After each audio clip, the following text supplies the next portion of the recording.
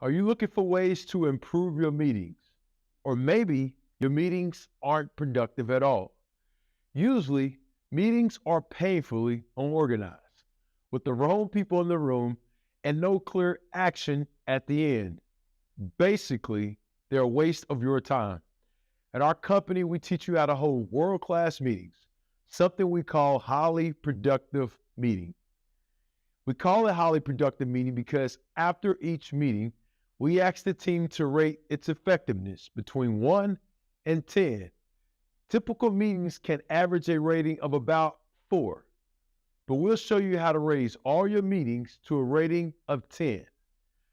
Highly productive meetings are so effective because they are a time management tool. They make the most out of you and your teams coming together for those precious minutes. A highly productive meeting has 4 key points. It needs to be on the same day, at the same time, and use the same agenda. It has to start on time and end on time, if not early. Now, let's go through the methodology of a highly productive meeting. First, the meeting starts on time.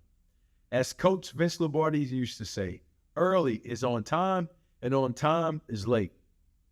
Once everyone is settled, the meeting leader initiates the meeting by saying, okay, everyone, let's segue.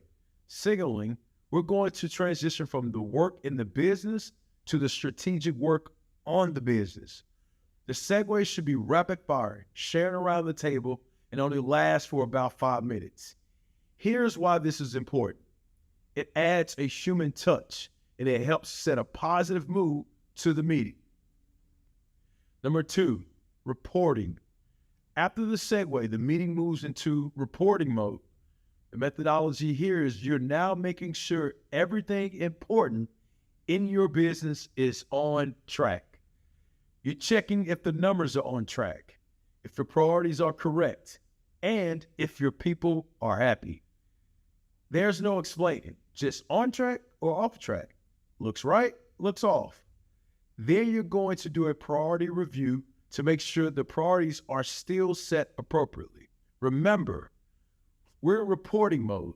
Any number that's off track, any task that's late, any priority that's misaligned, anything that requires discussion or is an issue that needs to be solved, you simply drop them into the Q&A list.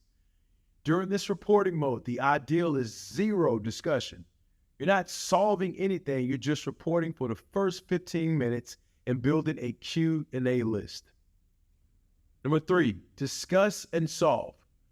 Q&A are the questions and answer session, where we'll address questions and issues during the reporting or prior to the start of this meeting. Prioritize which Q&As you're going to discuss. Which does the group agree on are the most important questions or issues to address? Tackle them in order of priority. Never start at the top and work your way down. Always go in order of priority. Then start with the number 1 most important Q&A. Identify what the real question or issue is before you start solving anything. This is vital. The group needs to agree on what the real question or issue is. And sometimes you have to dig deep down to the root cause of what the question or issue is. Once you discover the real question or issue, you move to discuss it. This is where you and your team openly and honestly discuss the questions or issues. You cover every option, every solution, and every idea. Then you push to solve it. The only reason you're talking in this portion is to solve questions or issues.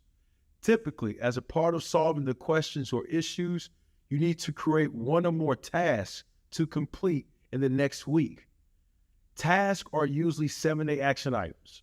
So the task for that item needs to get done in the next 7 days.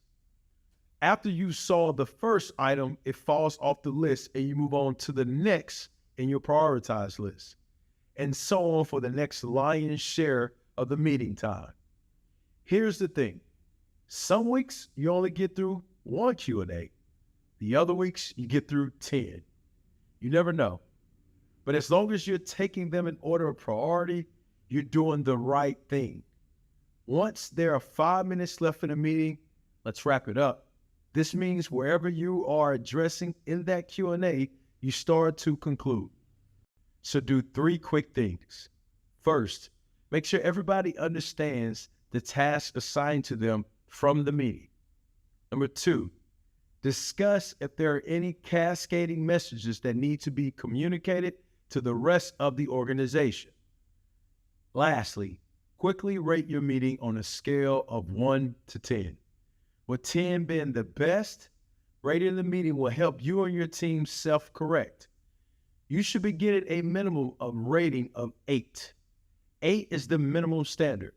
So if someone rates the meeting below an 8, you simply ask why and start to self-correct. Then the meeting ends on time or early every time. This way, your meetings are not stacked on top of other meetings. This leaves room for a brain break, and you could get back to work. So that's it. That's the methodology to a highly productive meeting.